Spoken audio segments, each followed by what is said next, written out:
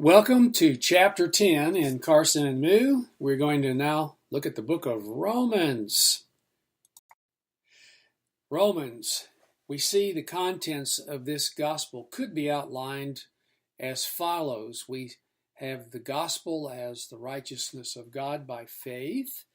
That would take us through chapter 4, verse 25.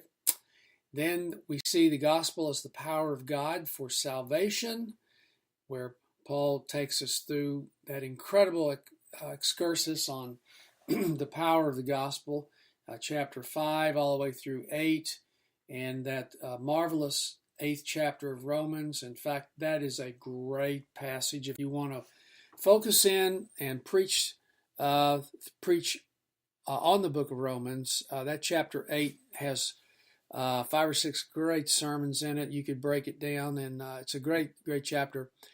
Chapter 5 does the same thing. Then we see the gospel in Israel. Now this is 9, 10, and 11, 3 chapters in Romans where Paul deals with the problem of Jewish unbelief. And very interesting section, but you'll want to work through that and take some time. If you ever decide to preach through that section or teach through it, you'll need to give that some extra time. It's pretty meaty, pretty weighty section, so give yourself plenty of lead time in your studies. Then the gospel and the transformation of life in chapters 12 through 15, and then after that, chapter 16. His greetings. We see that the author is Paul. Paul most likely used Tercius as his amanuensis. You'll see that in the 15th chapter. Tercius says, I, Tercius, write this letter. But Paul is the author. Make sure you distinguish between the difference of those two terms. And but that Paul is the author is hardly contested by any scholarship today. Probably near the end of his third missionary journey, he wrote this letter. We believe that Corinth is the most likely place where it would have been penned, and we're looking at a date of around AD 57. He says, to all in Rome who are loved by God and called to be saints. Jews had by this time returned to Rome after the expulsion by Claudius in 49, AD 49. And Paul greets his fellow Jews and addresses himself to a Jew in chapter 2, not any particular Jew, but just in general. He's speaking about how they have the law and the prophets, so they should be without excuse in believing the gospel. But he discusses Mosaic law there and the relation of the law of believers then to Abraham. He addresses the letter to all who are in Rome, who are loved by God and called to be saints.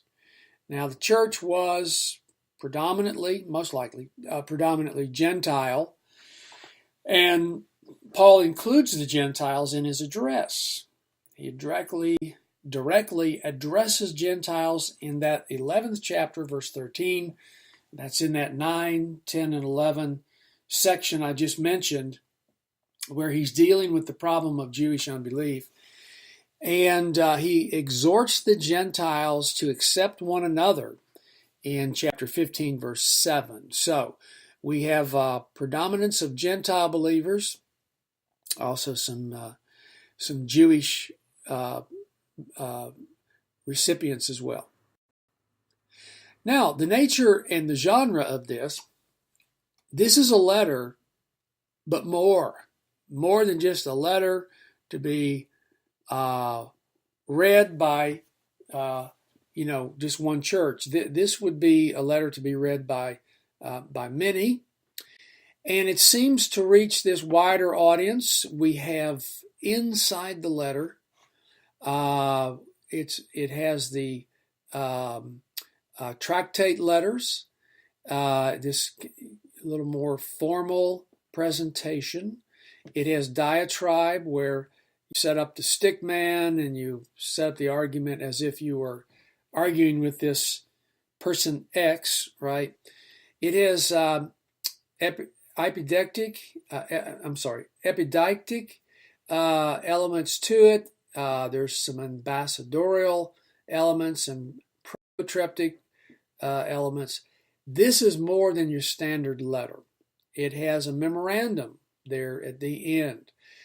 All of these elements are discussed in detail by your author, Carson Anmuth, and so to get some details on that, you'll find it in the reading. But the point we're making here is this is quite the letter, and it was meant to be read widely, and it has many of these formal components to it. Paul does not specify his reason for writing, but here are some of the included reasons. He's trying to gain support. He feels called to stop off in Rome and make his way to Spain with the gospel. He is setting forth his views that are now matured as he has grown in Christ and has a mature understanding of Jews, Gentiles, the law, circumcision, and how all of this fits together. So he's presenting these views. He's writing a letter that embodies what he wants to say when he reaches Jerusalem, and he addresses the known divisions in the church in Rome. Now, certain scholars in modern times have questioned the centrality of this doctrine of justification. In other words, what might be considered the Lutheran, quote unquote, Lutheran view of justification by faith. This ties back into the new perspective, and we read that. If you'll look back into those chapters, especially Paul the apostle and theologian, you're going to see that discussion on the new perspective, and we covered that pretty well in a previous PowerPoint lecture. But if you go back to page 375 in your textbook, you may want to reread that section. It's called Paul and Judaism and the New Perspective. Schweitzer raised concerns about the doctrine of justification, and then E.P. Sanders came in with his covenantal nomism that we talked about then. So go back and read New Perspective, and let me just say that if you are wrestling with this concept, that's okay. It may take you reading through that section. I have read it multiple times. I don't know, 4 or 5 times, and I have to go back and reread it to refresh my memory on the element of the new perspective. But E.P. Sanders is the one who came out with that, and then, of course, in Theological Dialogue today, currently, you have Dunn and N.T. Wright, and so many others have weighed in on their thoughts about the new perspective, and Paul and his covenantal nomism. So go back and review that, and I think it will help you. There are many other proposals that have been offered for the main theme of Romans. The role of Israel in the scheme of salvation history, or God's redemptive plan through history. The topic of God, who is God, what is hope, how one's saved, and many other contributions. So we come to this conclusion that most likely Romans doesn't have just one single theme, like a lot of letters do tend to have, but his emphasis is on the gospel throughout this letter, and that is a great starting point for grasping the themes of Romans, is to understand that it's all about the gospel. For the gospel is the power and the salvation for all who believe, Jew first and then the Greek. Okay? So that is the theme. I like how John Phillips used to say God always puts a key to every book, either at the front door or the back door of the letter. In Romans chapter 1, 16 and 17, we have the key to this letter, I believe. And so if you're going to focus on any one single theme, that would be a good place to start.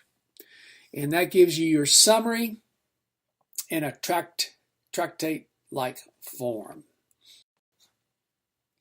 Romans does seem less tied to specific first century circumstances than his other letters, but there are still important elements in the background that we need to keep in mind. The nature of the continuity between the Old and New Covenants is very important, and also between the people of the Old and the New Covenants.